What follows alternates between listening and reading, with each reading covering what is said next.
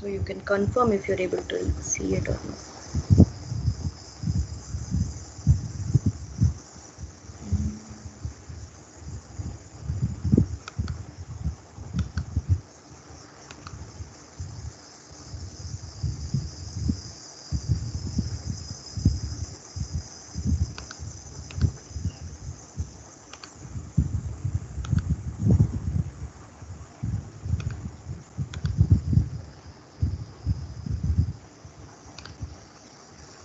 Okay, I hope you're all able to see the screen right now.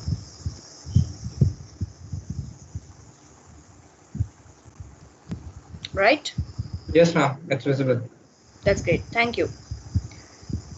So, well, in the last class, we started with, there's another thing that I had to do. I have to record. Too many things to follow. Start recording.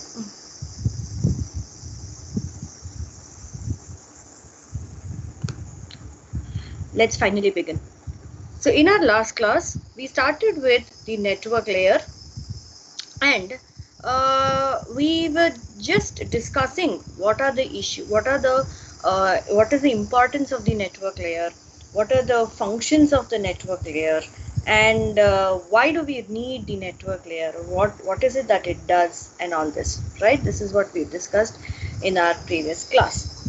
So the network layer, as you're aware, is importantly, or it is a pivotal layer in the ISO OSI reference model, or it is also present in the TCP/IP reference model. And the functions of the network layer, or what is it that it covers, is all that is shown here. It is important. It is important for concern, or what do you say? It's important in routing of the packets, something that's very, very important of the network layer. Why? Because we want packets to be routed with different criteria, right? Some packets, it may be very urgent. It may be a very urgent packet that needs to be sent, or there may be some packets which can be delivered with a little tolerable delay. There may be some packets which need to be sent with the highest priority. There cannot be any delay allowed, any delay tolerable, and all these things, right? And there's also something called quality of service. Quality of service has got to do with how much of delay is possible, or how much of delay can be tolerated. From end to end delay, how much can be tolerated, or it is also to deal with what is the tolerable level of jitter, right? And then how many packets can be sent at a time, how many packets can be dropped at a time, what should be the queue size of each router, what should, if there is a bottleneck somewhere, how should that be resolved? All these things come under the network layer. Congestion control algorithms, there are a few algorithms like back off algorithm, and exponential algorithms, certain things that you have already studied with respect to the data link layer. But a little modification to all this will be done in the network layer, so that the network layer on the whole tries to reduce the congestion in the network. Remember this, the data link layer is something that it deals with congestion between a point to point network, or let us say from one point to the very next point alone, right? Or hop to hop alone. So it is only to the immediate neighbor that the data link layer is concerned about. But the network layer is not so. The congestion control in network layer is it considers the entire network as the whole, to look at the congestion in the network as the whole. Something very similar to what, say, our Indian roads, right? There is a congestion at some point. What does the police do? The police can clear off the congestion only from that traffic signal towards the next traffic signal alone, right? Whereas they cannot really see beyond that particular road, isn't it? They can't really see that. So the congestion control over there is limited only between the two traffic signals, right? Whereas network layer isn't that way. The network layer gives you something like it resolves the matter with something like the bird's eye view, wherein it looks at the entire network on the whole. Okay, so it tries to resolve congestion. So what happens in the data link layer, since it is trying to decongest the traffic only between the two intermediate points, it does not know what is happening elsewhere. So when you clear off the traffic on one road, which is near towards one traffic signal, there is definitely a possibility that you are also going to be a part of the congestion elsewhere again, right? It may create a bottleneck elsewhere. That is what happens when you do it in the data link layer. It does not bother because it is beyond its scope, whereas the network layer considers the entire network congestion in the entire network. Okay, so if there is a bottleneck somewhere in the network, it tries to resolve it by using some algorithms, some methodologies, and it tries to involve all the other routers that are there in the network. Okay, so this is what is congestion control with respect to the network layer. So we've seen what is the responsibility of the network layer. We've seen that it gets the packets from the source and to all the way from the destination. It has to choose a route so that there is it avoids some overloading of some of the lines and routers. And then it should also know the topology of the communication subnet. Why should it know the topology? Again, because it should know how to route the packets, and it should also know where, if there is a congestion elsewhere, where to deroute the packets. All this it has to know. Okay, and then we have also seen something known as a routing table. Now what is shown here is a routing table, right? Now a routing table is another very important aspect of the network layer. The routing table is something that is maintained across or it is maintained in every single router or every single networking element, and this is important because it should know where it has to send the packets to. So what you see here is a routing table. Now this is A's routing table, that is, this is the routing table that A has got, router A has got. So it knows that if it has to reach H1, if it gets, now you see it has got both an incoming line as well as an outgoing line, right? It has got two incoming lines, one from H1 and one from H3, and it has got two outgoing lines, one to B and the other to C. Right, so it maintains a routing table, something like this, which has, if there is a packet that comes in from one of these lines, through which line should it send the packet out. This is known as a routing table. Okay, and then we've also seen what is a virtual circuit. We've seen what happens when you have a connection oriented service and what happens when you have a connection less service. What should you do? What are the important things that you have to check in when you have a connection oriented service and a connection less service, right? So this was the comparison that we did of the datagram subnet and the virtual circuit subnet. Fine. So we moved on to learn about the shortest path routing algorithm. We know that there are two algorithms that we will understand or we will try to learn as part of our course. The others, of course, there may be multiple shorting path algorithms based on the graph theory that is available to us. But anyway, within our scope, within the scope of our subject, we've got only two routing algorithms, that is shortest path routing algorithm using the Dijkstra's algorithm and finding the shortest path using Bellman-Ford algorithms. These are the only two algorithms that we will be studying. So we've also, I suppose we have already covered this particular example wherein we tried to find the shortest path to starting from node 1 to all the other nodes or to some other node. So this was the algorithm itself. Anyway, since the file itself, this file will be given to you, I suppose you should be able to go through all these slides and try to really understand what each point would mean. However, right now I will be teaching only the algorithm alone, or how you solve the algorithm. Okay, so I need not really, because whatever I tell you would be based only on these things. Fine. Now,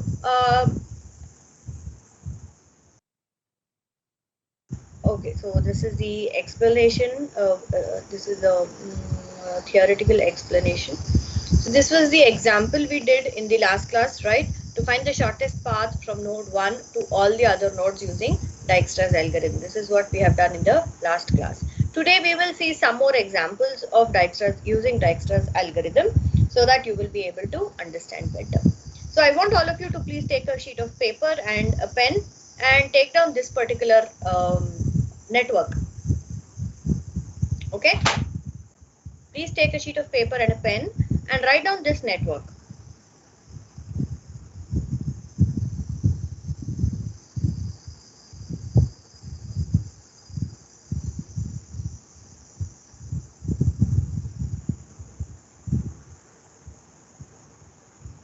All right, now we will look at how we can solve this.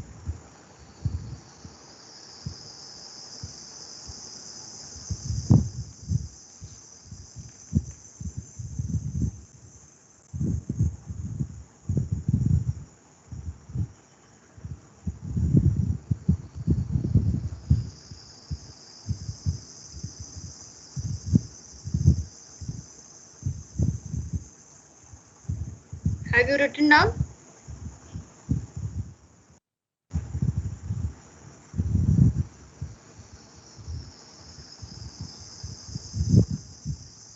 Yes, ma'am. Okay, now meanwhile let me just reshare another file so that I'll be able to write on that. Okay, in the PDF file I cannot write, so I'll just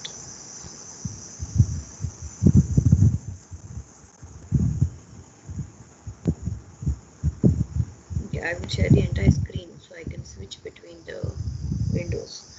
So I hope you're all able to see this PowerPoint slide. Yes, ma'am.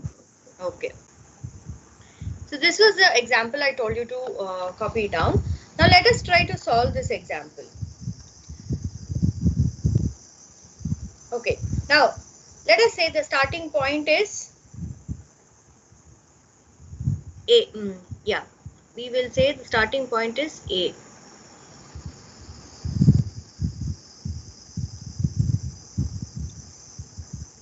So the starting point or the source node is A. All right. Now, what is the first thing you do? It's always better if you have something called as a cost matrix. You must write down the cost matrix. Now, what does the cost matrix have? The cost matrix gives us the information about the network. Why is it important to have the cost matrix? It's because, see, we understand the network when we look at the diagram given to us, right? So from this diagram or from this graph, we understand A is connected to B, A is connected to C, C is connected to D, B is connected to D, and all this. Whereas, if you do not know what's happening, or if you do not know the network, or let us say you're working on a system, you want to use this on, you want to shift this to a, you want to work out this algorithm on a computer, then the computer definitely does not really understand this when you're programming. So that is why it's always important to have a cost matrix. Yes. I suppose since you had already, since some of you had already performed this experiment in your lab, you should be able to understand what the cost matrix is. However, what is it? Let us say, for example, I write down all the nodes that are there in the network. So how many nodes do I have? I've got A, B, C, D, E, and Z, right? So similarly, I write it down on the other dimension also. It would be A, B, C, D, E, and Z. Okay. So now you can, from this you should be able to make out what is it that you have to enter. What would the first element be? It would be the cost between A and A. It is a self node, so I will write it as 0. Okay, A to A, the cost or the distance will be 0, let us say. Then A to B, is there a connection from A to B? Yes, there is a connection from A to B. And what is the cost of A to B? It is 4. So that is what I will enter over here. Next, A to C, is there a connection between A and C? You see there is a connection between A and C whose cost is 2, right? So 2 will be entered here. Then what is A to D? Is there a direct connection from A to D? There isn't a connection. It has to go through either B or through C or some other node. Let us see that later. But we do not have a connection directly from A to D. So we will make this as infinity. Okay, next A to E, again there is no direct connection, so it remains infinity. Similarly to Z, I will take it as infinity. Why infinity? Because we do not know what would be the distance to these nodes. right? And why don't we take it as 0? If we take it as 0, either it becomes a self node, or it is also something like the distance from the node to the other node is 0. Whereas that is not the case, it's going to be something else, right? And we also take it as infinity, because infinity is just to denote, or it is just to say that it is going to be some maximum value, so that we can further relax it later on. Okay, next let us say B to A. B to A, is there a connection? Yes, and its value is 4. Now since this graph is an undirected graph, we do not have the directions to the graph, we will consider it as a bidirectional graph. Okay, we will consider it as a bidirectional graph. However, when we are solving it, we will go only in one direction. Okay, next B to B, self node, so 0. What is B to C? Is there a connection? Yes, and its value is 1. What is B to D? Is there a connection? Yes, and its cost is 5. What about B to E? B to E, there is no connection, so I will take it as infinity. B to Z, is there a connection? No, I will take it as infinity. So this is how you go on entering the cost matrix. This is left to you, you please do it further. Now, going back to the analysis using Dijkstra's algorithm. So we start with node A, correct? Now node A, I make it as a permanent node. Let us say, I start with node A, so I call this as the working node, or it may also be known as a temporary node. Okay, you may call it as a temporary node, or you may call it as a working node, because this is where I'm working right now. Now, what do I do further? We do not know initially, let us say, we do not know the values to any of the nodes. So I consider all of them as infinity. Okay, initially I do not know the root or the cost to any of the nodes, so I'm going to consider all of them as infinity. Now in the first step, I try to find out who the neighbors of the working node are. Who are the neighbors of working node? Right now the working node is A, and its neighbors are B and C. Correct? Its neighbors are B and C. So now I find out that the distance to B is 4. It is 4. And what was the distance mentioned earlier? It was infinity. What I've got right now is 4. 4 is lesser than infinity. So I can make this as 4, comma A. Right? So I can rewrite this as 4, comma A. Similarly to C, what is existing is infinity. Infinity is greater than what I'm finding out now, which is 2. Or what I get right now is 2, which is lesser than what is existing. So therefore, I can relax this value. I can make it as 2, comma A. I hope this step is clear to all of you. Yes. Yes, ma'am. Okay, thank you. Going further. So now we have already relaxed all the edges with respect to A. There is nothing else that I need to do from A, right? So now A becomes a permanent node. I mark it with red. Okay, so A becomes a permanent node. You should never go back to a permanent node. Fine. Now, what do I do next? Where should I go next? From A, where should I go? I have to find out, or I have to compare the costs available at all the other nodes other than the permanent node. So what are the costs? B has a cost of 4, C has a cost of 2, D has a cost infinity, E's cost is infinity, Z's cost is infinity. So which among these is the minimum? Which among these is the minimum? It is C, right? C is the minimum. B is 4, C is 2, the rest are infinity.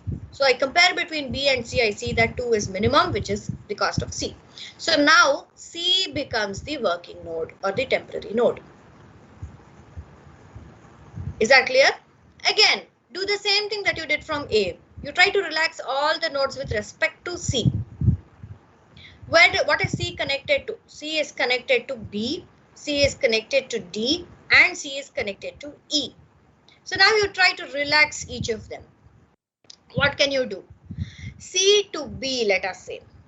So you have to check out what is the cost at B. Let me just expand this. Just give me a moment.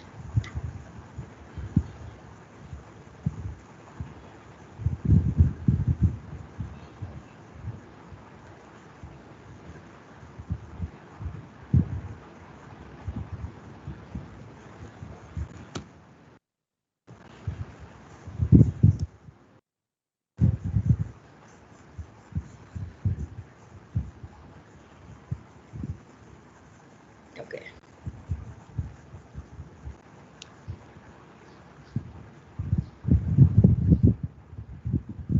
Yeah, this should be better. However, what I wrote earlier will not be visible again.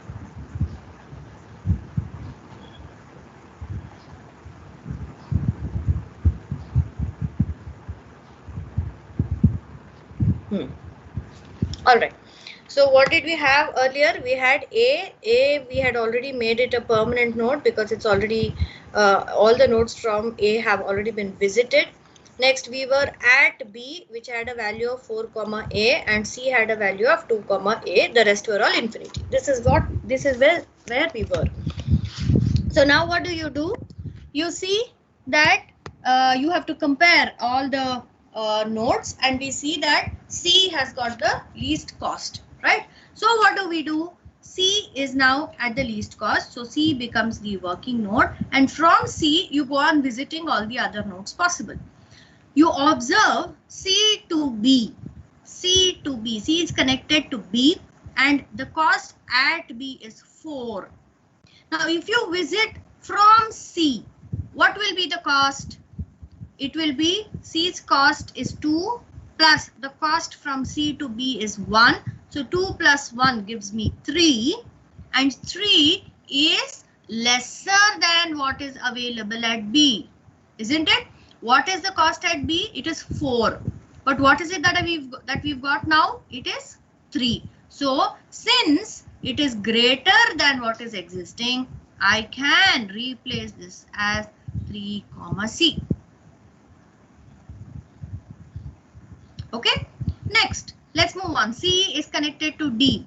What was existing at D? It was infinity. Now what happens next? The cost of C is 2. 2 plus the cost of this link between C and D is 8. So 2 plus 8 gives me 10. 10 is lesser than what is existing at D, which is infinity. So I can replace this as 10 comma C. Okay, what else is C connected to? C is also connected to E.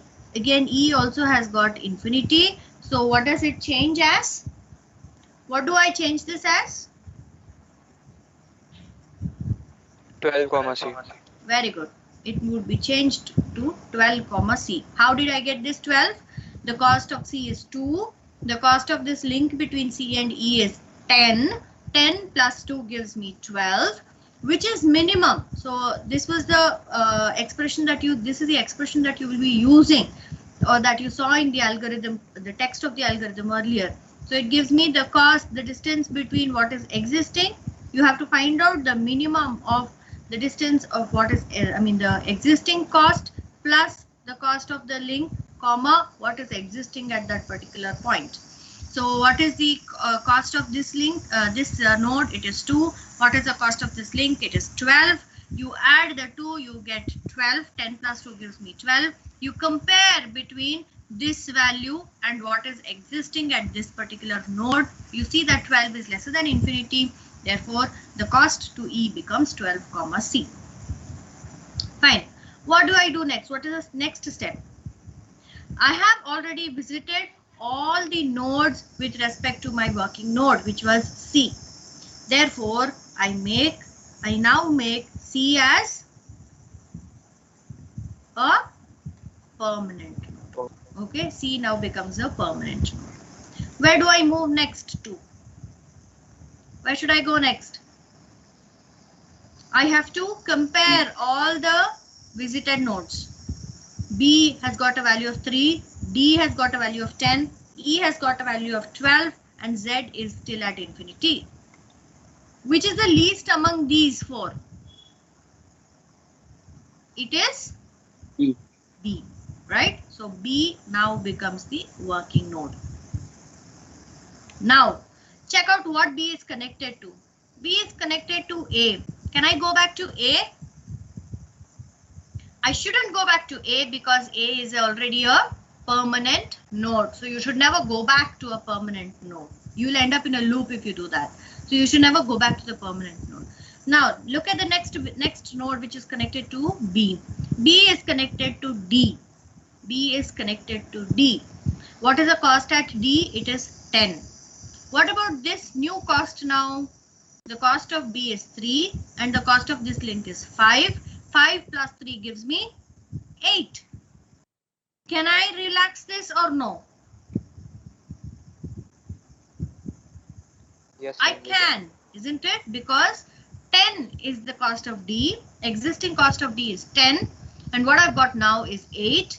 It is less than what is existing. So therefore, I can make this as 8, D. Clear? Next, what else is B connected to? B is connected to C. Can I relax this value? I should not do that because C is already a permanent node. So there's nothing else left with respect to B. So now B also becomes a permanent node. Done. What do I do next? Look at the other 3 nodes which are not permanent or which are just visited nodes. What do I do? Where should I go? I compare D, E and Z.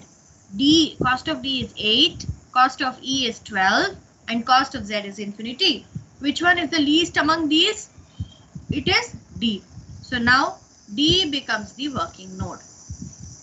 Right? D becomes the working node. What can I relax with respect to D? Can I relax B? I cannot go back to B because B is already a working node. I can relax. Should I relax the value of C? I can't do that as well because C is also a permanent node. The other options that are left, D is connected to E. Can I check out what happens?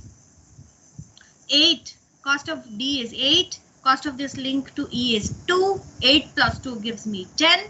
What is existing at E is 12, which is greater than what I am getting right now. Therefore, I can relax this value. So this value now becomes, it becomes 10, D. Is that right? Becomes 10, D. Okay. Then what about the other link, which is to Z? Yes, you had something to say? Ma'am, shouldn't the point at D have been 8, B instead of D because we're replacing it from B? Can you pardon me? I could not hear you. Shouldn't the node at like the point at D have been 8, B, like 3 plus 5 and then 8, B it should have been, right? Instead of D. You're talking about node D. Yes, ma'am. It should have been 8, B, right? Oh yeah, correct. It should be B. Yes, you're right. B. Okay, so now moving further, this becomes 10, D.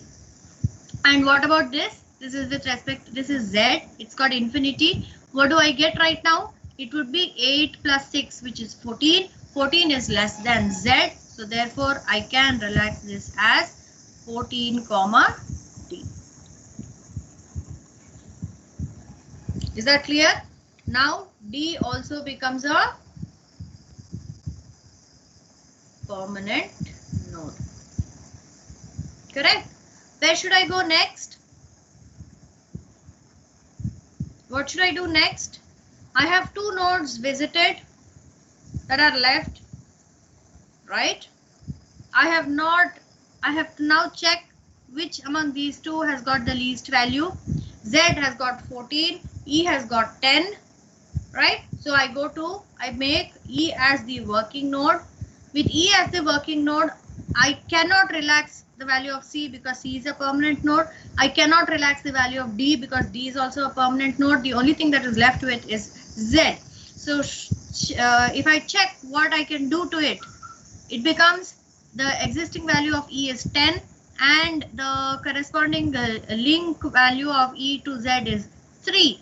10 plus 3 gives me 13 and what is existing at Z is 14. So therefore I see that I can make this as 13 comma, right? There's nothing else left. So E also has now become a permanent node. Is that clear? So with respect to A, now what would A's table be? A has a routing table. A would have a routing table which has got A, B, C, D, E and Z. Now what is the cost to each of these? A to A is 0. What is the cost from A to B? What is the cost from A to B? It is 3. And what is the next hop? It is C. Right? Now what about A to C? A to C, the value is 2 and it is through A itself. What is A to D? The value is, or the cost is 8. Through which node? It would be through node B. Right? Similarly, A to E. A to E, the cost is 10 through node D. And A to Z, the cost is 13. It is to through node E. Did you understand this? This is how the routing tables are made. Next hop, or some places you see the word via also. So what does it mean? If there is a packet that needs to be sent to, say, let us say node D, the total cost to reach the node node D would be 8 and it should go through B. So what should it do? It checks out what is the next hop. It is B. So it first sends the packet to B. And in order to reach B, how should it go? It checks that out. This is how it does it. Okay. So this is the example of Dijkstra's algorithm. So let's get back to our slides. Ma'am, I have a question. Tell me. Ma'am, what if the two costs are equal in some, like, will there be a case where two costs might be equal for the nodes? That's a good question. Now, if two costs are equal, normally, if in case we are trying to solve this on our computers, then it goes in the alphabetical order. So let us say B and C, the cost is equal. Then it takes B, value of B, or it starts from B. Okay. But if we're doing it manually, then we have to check for both the things and take the minimum cost in the end, or you can take either of them, not a problem. okay. Thank you. Normally, it is better to follow by convention. It is the convention is to go using the alphabetical order. Understood, ma'am. Yeah. Well, any other doubts, or shall I move on to the next topic?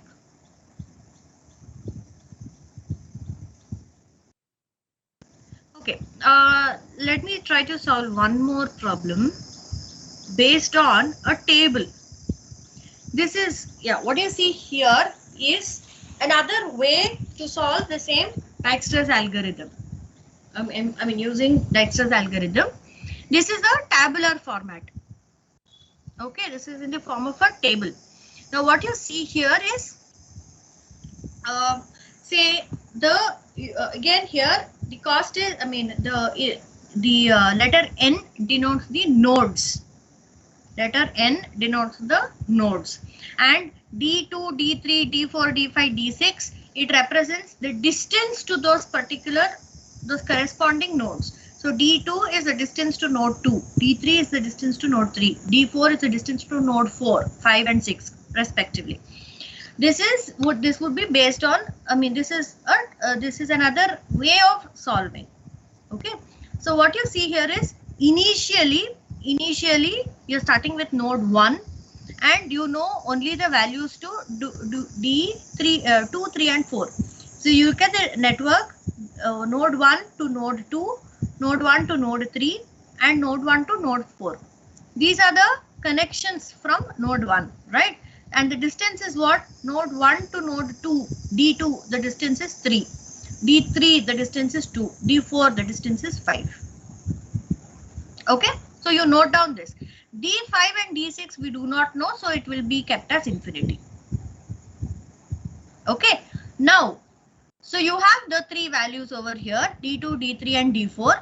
So now among these three, you should select which is the minimum. Which one is the minimum? D3 is the minimum out of these three, among the three, right? So, and which node is it? It is corresponding to node 3, right? So you add that over here. It becomes 1, 3. Okay, I can't really highlight, so please try to observe where my pointer moves. So now you add 1, 3. Correct? Next, what do you do? That means what? You are starting from node 3, right? Now look at node 3 in the network. Node 3 is connected to node 1, it is connected to node 6 and it is connected to node 4. Correct? So node 2, it is not connected in any way. So the value of it remains the same. It remains as 3. Now 3, this is node 3. It is a self node. So again, there is not going to be any difference. This is where we are working from. What is it that you can relax? You can relax 4 and 6 alone, right? 1 you have already finished, so you're not going back. It's a permanent node. So you can relax node 4 and node 6. What happens to it? It becomes 4. Why? The cost of D3 is 2 and the cost of this particular link is 2. 2 plus 2 is 4. What was existing earlier was 5. What we've got now is 4 and now that has changed because 4 is lesser than what was existing. Okay, next, what else can you change? You can change node 6, D6. What happens to it? Earlier it was infinity and you see that the cost from node 3 to node 6 would be what? Existing D3 value is 2 plus the cost of this node is 1. 2 plus 1 gives me 3. Is that clear? Next, again, you try to check what is now 2 is already done. I mean, 3 is already now a permanent node, right? So you should next check what you will be taking from. 1 and 3 are now permanent nodes, correct? So you should next check. Now D2 is 3, D4 is 4 and D6 is also 3. The same question that you just asked, one of you just asked earlier. What happens if you get two nodes having the same cost, right? Now you can pick either D2 or you can pick D6. Either of them you can do. But by convention, we go using either the ascending order or the alphabetical order. So now we will have to consider D2. If you consider D2, 2 becomes a permanent. 2 is also added to the permanent node. Now from 2 you have to go on establishing what are the relaxed roots. 2 is connected to 1, I cannot go back. 2 is connected to 4, that I can change, and 2 is connected to 5, which I can change. So what is the existing value of 2? It is 3. 3 plus 1 gives me 4. Existing value at D4 was what? It was 4. So there is nothing to change. Even now I'm getting 4. Next, D2 is 3. 3 plus 4 gives me 7, which is the cost to 5, D5, right? So which is 7. Are you all able to follow or no?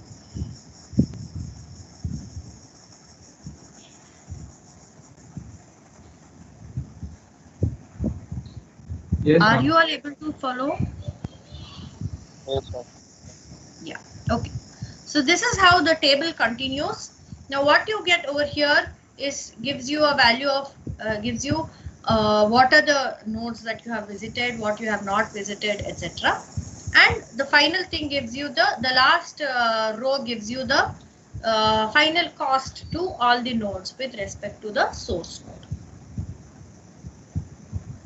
Okay. Normally we expect you to do this. However, it doesn't mean that the other one will not fetch you marks or will not fetch you the correct answer. Whichever is easier, the better. But if at all you are asked to perform, or if you are asked to apply Dijkstra's algorithm to find the shortest path, you please see to it that you use this tabular column for solving. Okay, or you solve in the other method and at least write the table or anything like that. It's left to you. But the table is essential.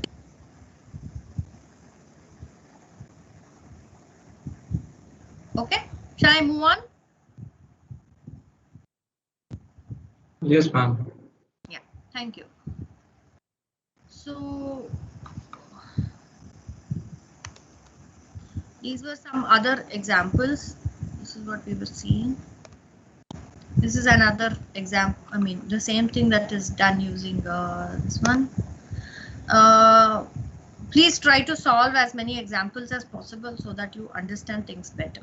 Okay. And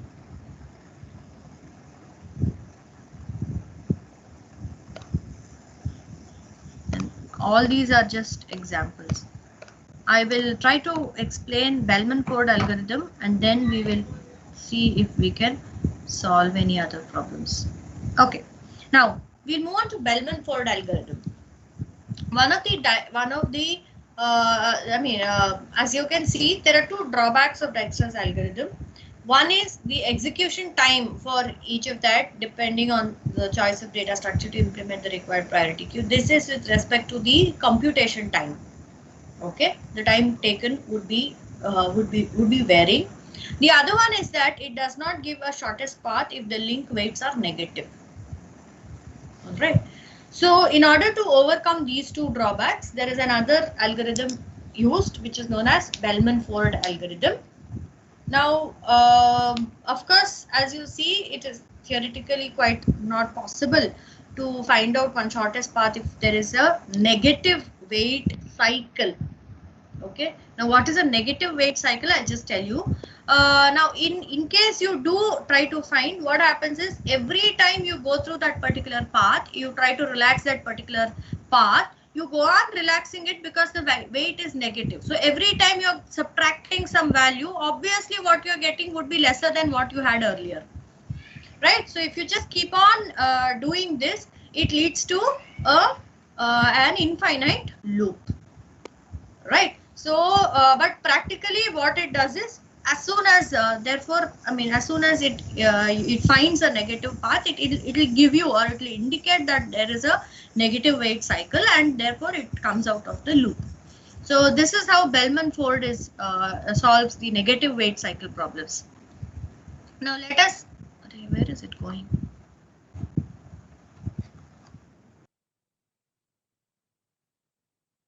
Yeah. Now this is what is a negative weight cycle. You just observe this, the three node graph here. It's got only three nodes, A, B, and S. The source is S. Let us say the source is S. And there is one negative weight you see. That is A to B, which is -2. Right? So you just try to solve this example. What do you observe? S to A and S to B and A to B. These are the three links. There are only three links. S to A, you can relax it, it is 3. S to B, you can relax it is 2, because what is taken earlier is infinity. Next, you check A to B. What happens from A to B?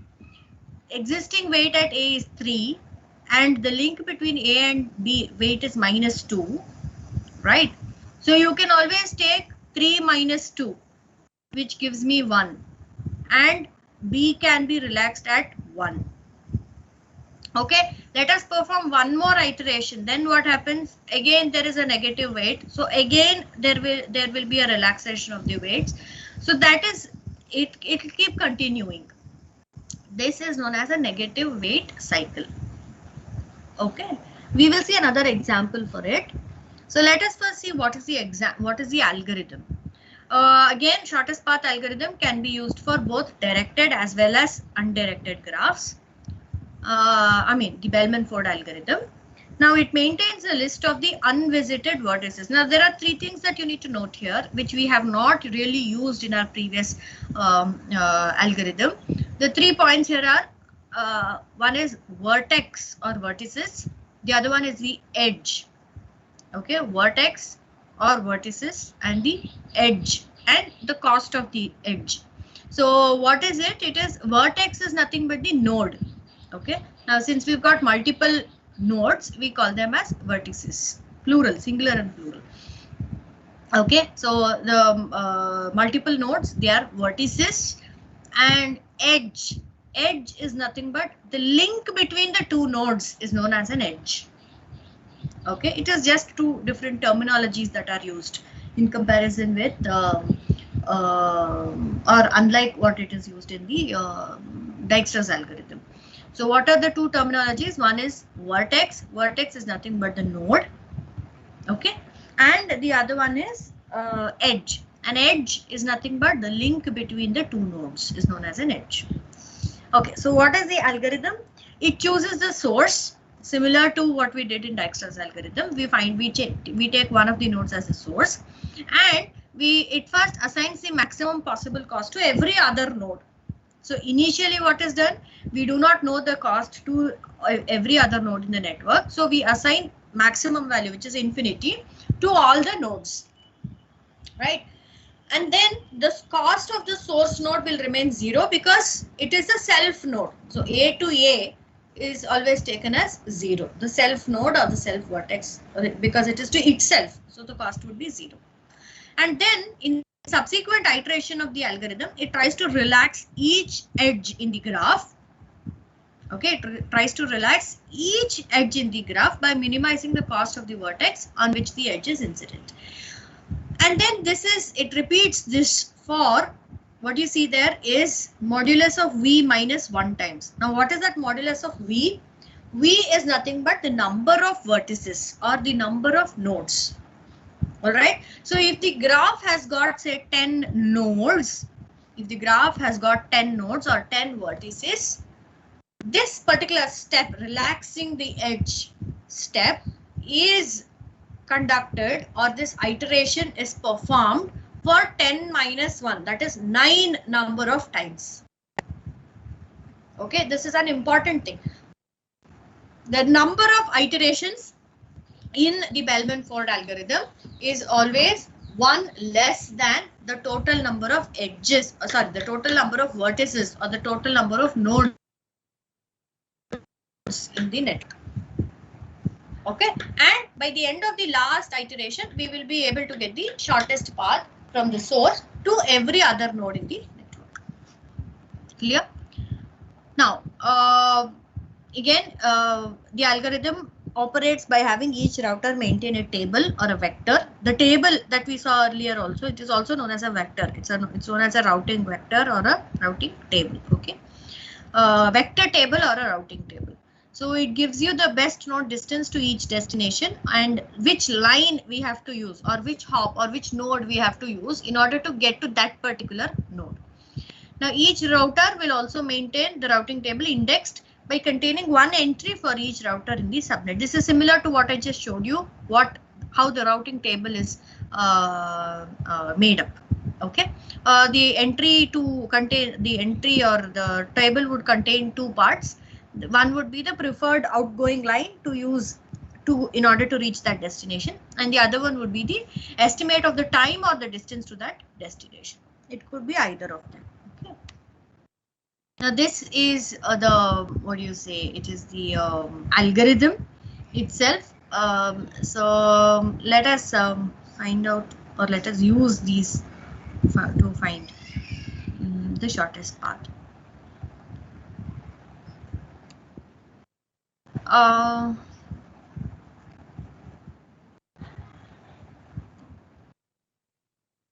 Take an example where I can really write. That's what I'm looking at. We'll try to solve this example. Let me just copy it and have it in the PPT.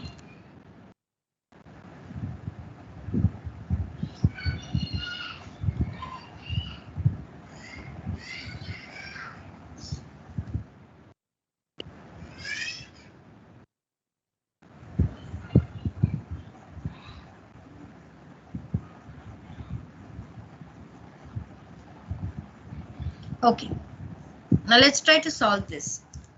How does it work? So what you do here is you first find out what are the nodes or how many nodes we've got and what are the edges. So what you first do is you make a list of all the edges in the network. Remember, what is an edge?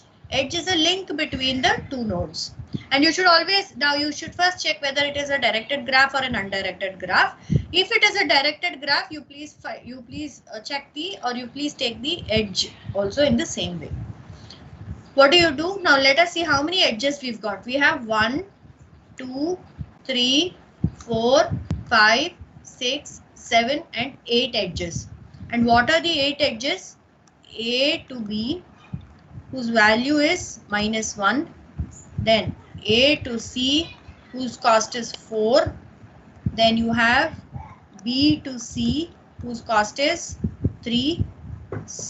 Then you have B to D, whose cost is 2. B to E, whose cost is 2 again. And then you have D to C is not connected to anything. C does not have an outgoing link.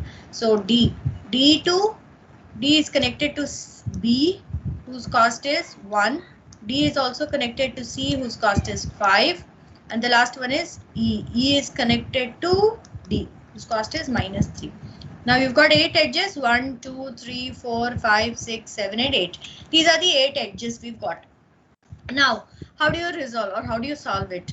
So I will first consider this column for number of iterations. Okay. And then I will mention the nodes over here. I have got A, B, C, D and E. Vertices. We've got only 5 vertices. Okay. Now, initially, we do not know the cost to any other node. So, this is a self node. So, I will take it as 0, A itself. To B, I do not know. So, it becomes infinity. C also becomes infinity. D also I do not know. And E also I do not know. So, it becomes infinity. Right? Now, give me just a moment.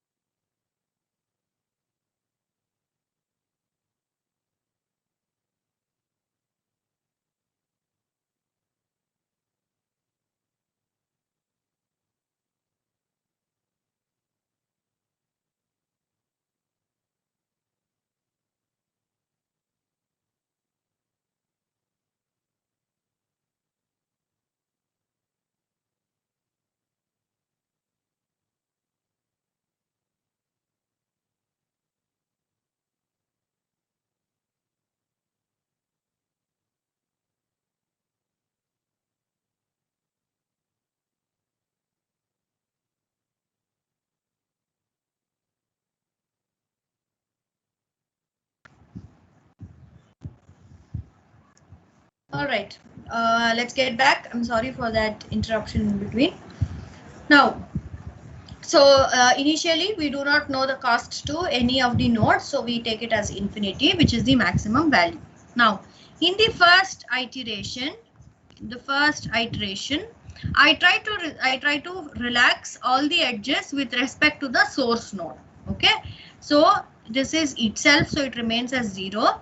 A is connected to B. A is the source node, right? So now A is connected to B, whose link is -1, right? And what is existing at B? It is infinity. So now I can relax this and it becomes -1, A.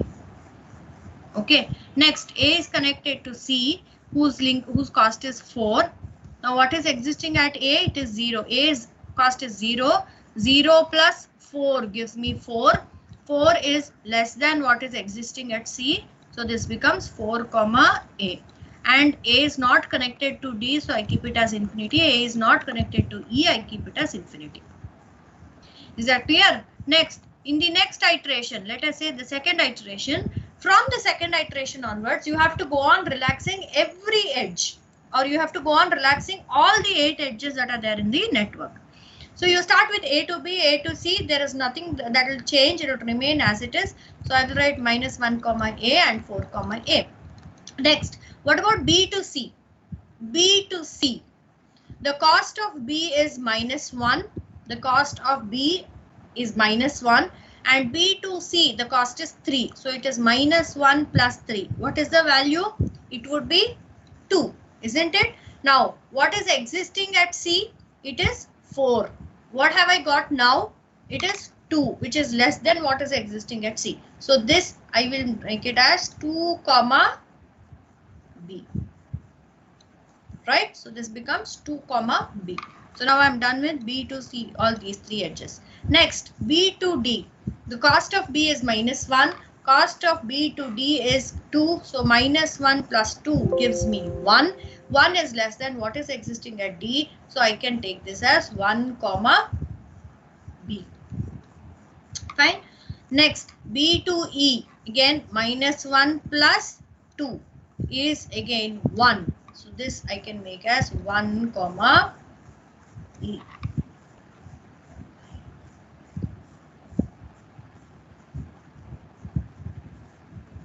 Is that clear?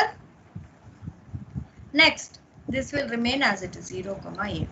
Next, there is another iteration. There are 3 more edges in the same iteration, right? B to E we have done.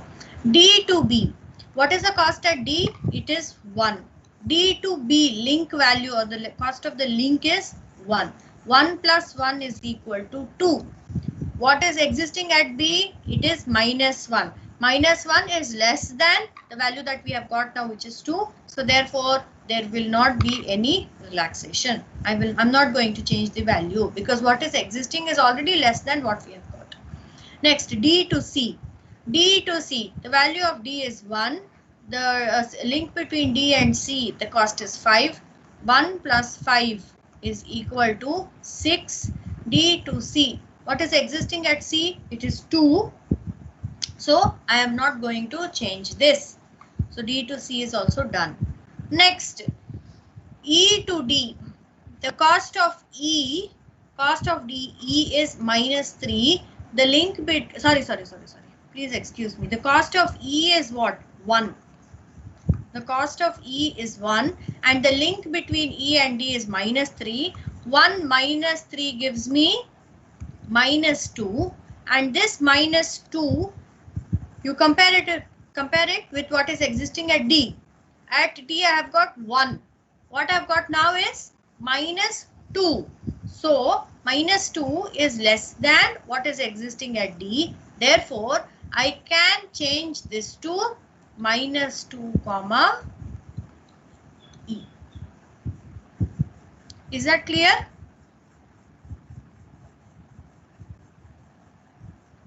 Okay.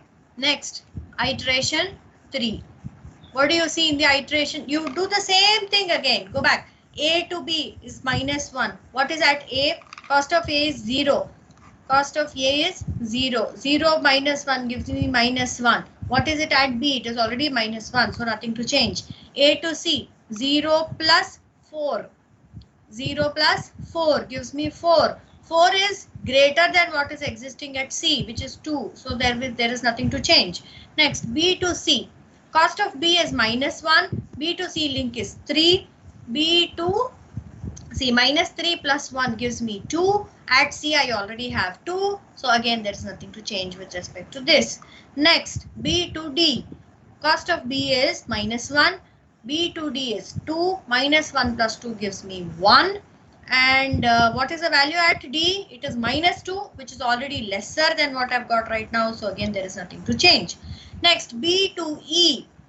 Cost of B is -1. -1 plus 2 gives me 1. Again, what is existing at E is already 1. So this is also done. Nothing to change. Okay. I think this should have been B, I suppose. 1, it cannot be E. It should have been B. Okay. Next, D to B. D, the cost of D is minus 2. Observe this, D to B. The cost of D is minus 2 plus the cost between D and B is 1. The value is going to be 1. What is existing at B? It is minus 1. What I have got right now is 1. 1 is greater than minus 1, so there will not be any change. So D to B is also considered. Sorry? The cost of D to B will be minus 1. Minus 2 plus 1 minus 1. Cost of D to, yeah, D it is minus 2. Minus 2 plus 1 is minus 1. minus 1. Minus 1. So what is existing at B is already minus 1. They are equal, so nothing to change. Okay. Next, D to C. Cost of D, between D to C. The cost of D is minus 2. D to C link cost is 5. Minus 2 plus 5 gives me 3. And what do we have at C? It is 2, which is less than 3. So again, there is nothing to be changed over here. Last, E to D. Cost at E is 1. E to D link is minus 3. 1 minus 3 gives me minus 2. Correct? 1 minus 3 gives me minus 2. What am I looking at? E to D. And what is existing at D? It is already minus 2. There is nothing to change. So we see that in the third iteration, there was no change in any of the values. Right? We did not change any of the values. Correct? So now this will be the last answer. But observe here, we saw something called number of iterations required, right? How many iterations are to be performed? It should always be modulus of V minus 1. What is modulus of V? What is the total number of nodes in this network? It is 5. 5 minus 1 gives me 4. So there have to be 4 iterations performed to find the least cost to all the nodes. Now here we have performed only 3 iterations, and in the third iteration itself we observed that there was no change in any of the values, but that does not mean you stop at 2 iterations. You have to write down the other 2 iterations as well. But what do you write? You just copy down whatever values you have got. 1, D. And in the fourth iteration also, everything is going to remain as it is. So this is the value you get. 1, is that clear? You have to you must write all the iterations without fail. Just because they don't change, you should not leave them incomplete. Okay. I hope this is clear to you. This is about Bellman-Ford algorithm.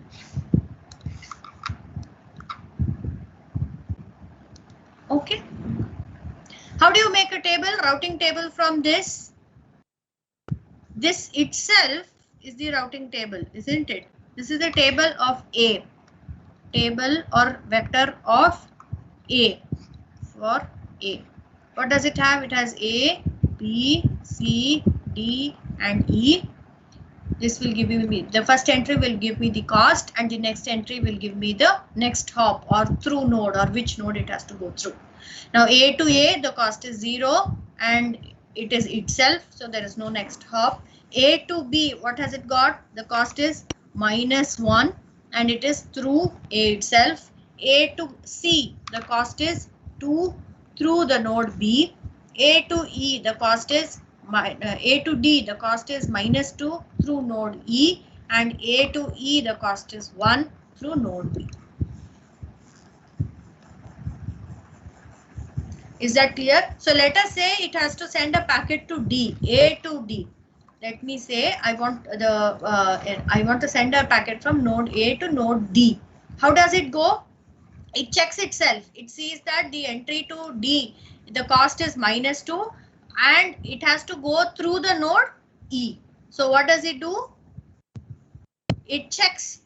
It looks at node E's entry, right? How does it reach node E? It reaches node E through node D. Clear? So it now finds out the path to D, A to D. There is no direct connection, but it has to go through node E.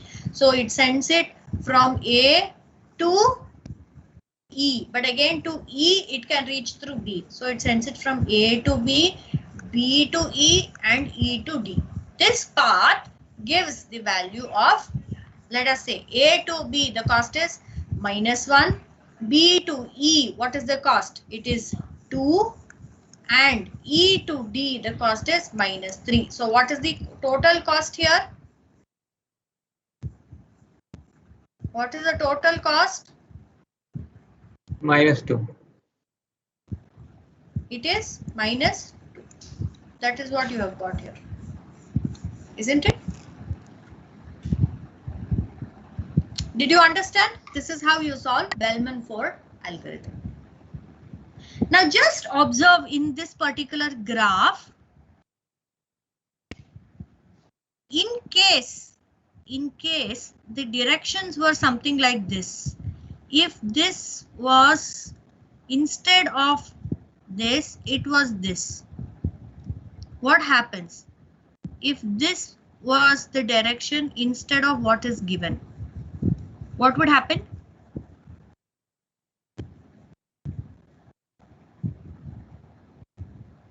This gives me a negative weight cycle.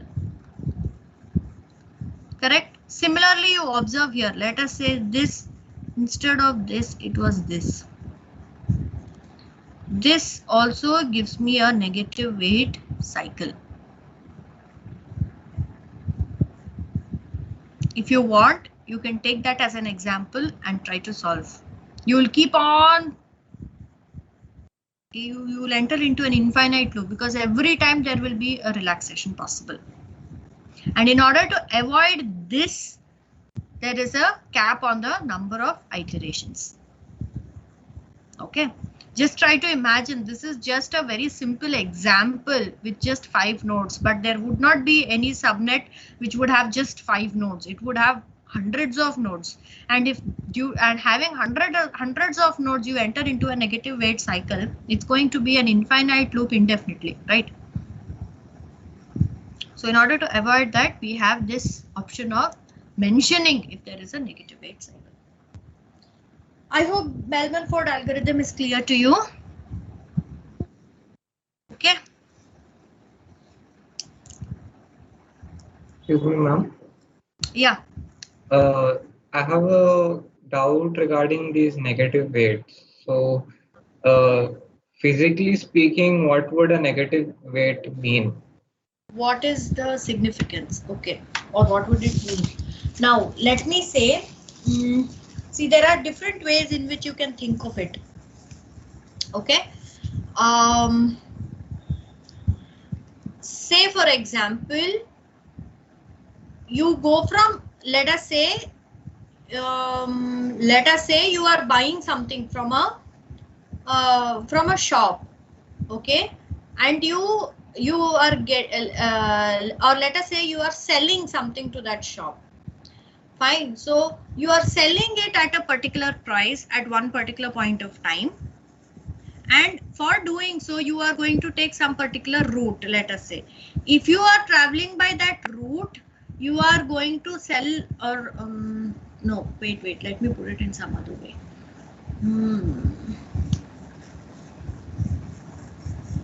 Okay, now just observe this particular graph. There is a connection from B to D as well as D to B. If at all this was minus negative, so what would you understand from that? Going from B to D is going to cost you 2 rupees. Whereas going from D to B, if you are doing it in that particular fashion, it might cost you a loss also. Loss is indicated with negative or the minus sign. Ma'am, but in the context of a network, usually we use the delay as your edge weights, right? No, it need not be delay alone. It could be the time taken, of course, that in terms of time, it could be delay, how much time it takes. It could also be in terms of meters, how many meters you're traveling, how many meters is it physically going. It could be distance as well. If you want some more examples of this, just give me about, let us see. I will try to resolve, I'll try to solve this better in the next class. I'll check if I can get some real examples for it with respect to networks, so you can understand it better. Okay, ma'am. Thank you. Yeah. Any other doubts?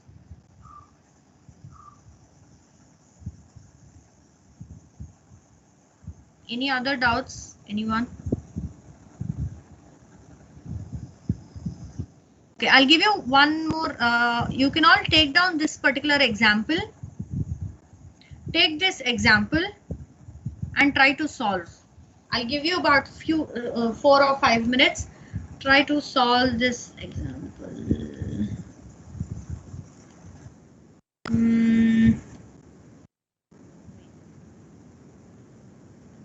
One example for this.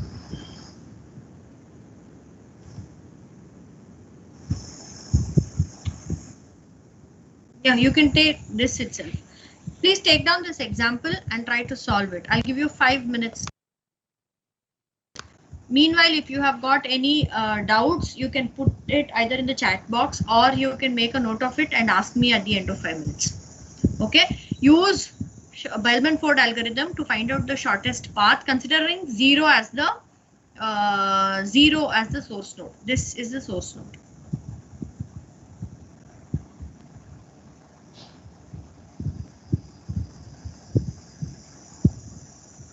Okay.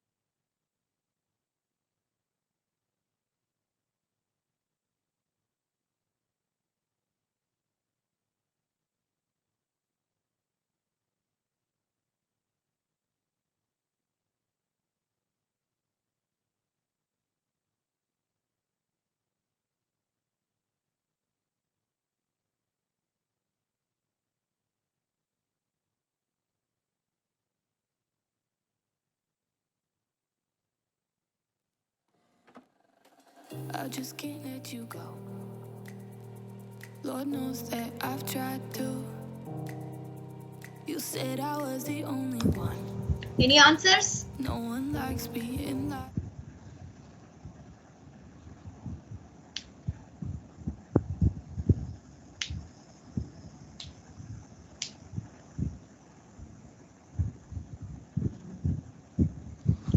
Anyone who's got answer? Who's got the answer?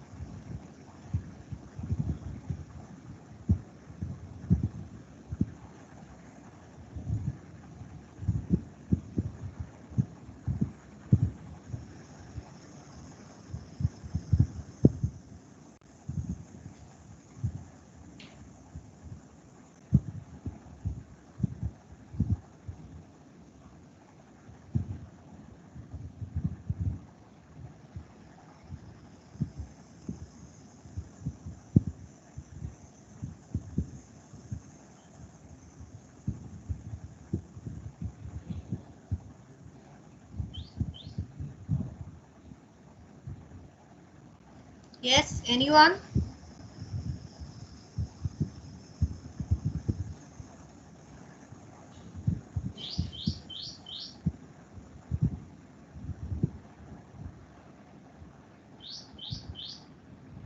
Oh, one of you is asking, can you label the nodes? You want me to label the nodes? What is it given as?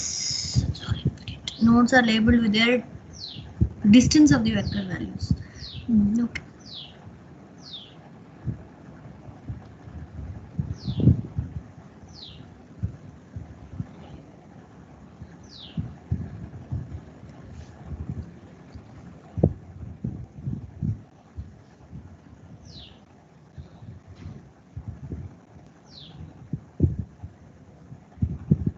Okay, I'll just tell you each of them. You can take the one that I've highlighted right now. Just listen to me. The one that I have highlighted right now, that is the first from the leftmost end. This you will take it as node. Say this is B, node B. B for Bangalore, node B. Okay, and this you can take it as node C. C for cat, node C. Then this you may take as node D. D for doll. D for drum. D. Okay. So this will be A, B, C, D, E and F. The left hand side one will be E and the one on the right hand side will be F. Is that okay?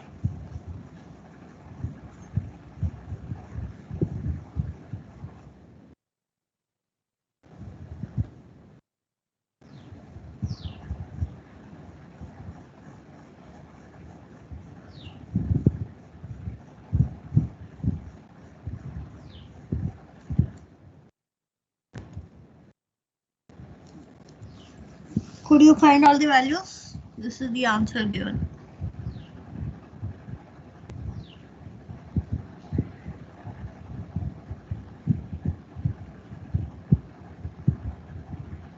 Correct. Node B is 5.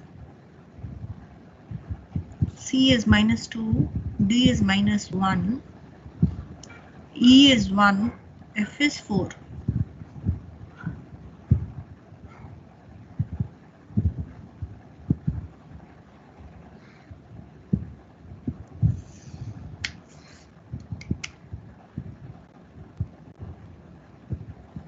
Okay.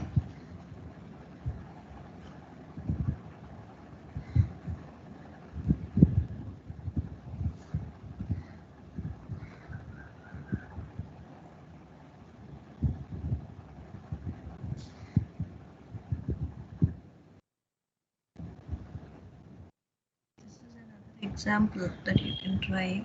This is the example given in the textbook.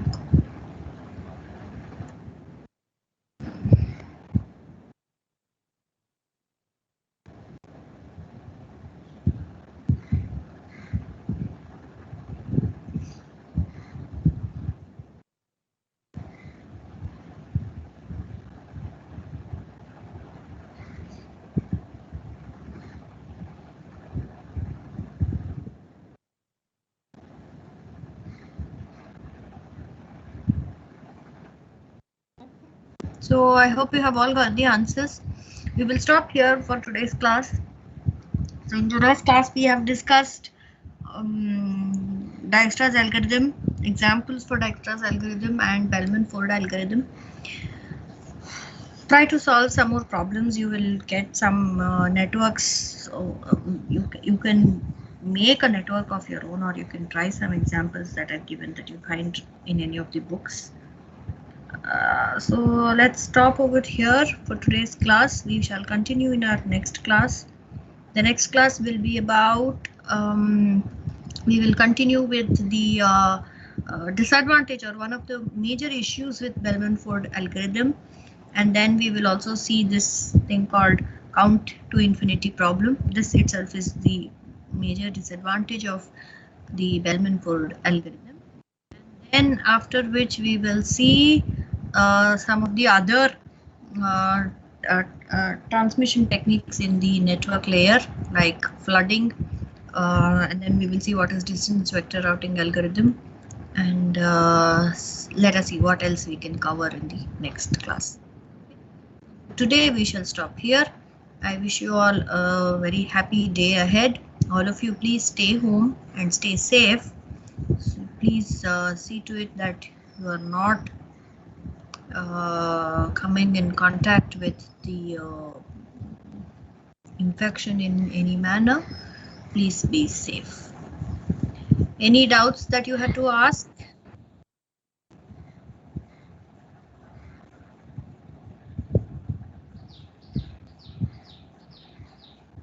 Well, if there's nothing, then we shall break for the day. Thank you, ma'am. By the way, before we exit, just hold on. Let me just download the attendance. And I just wanted to ask, I hope everybody is now clear with the industrial training doubts. You still have anything to ask? I still find some people trying, sending emails asking about whether I can do it there, whether I can do it here and all that. I hope there's nothing else like that. Okay, that's it.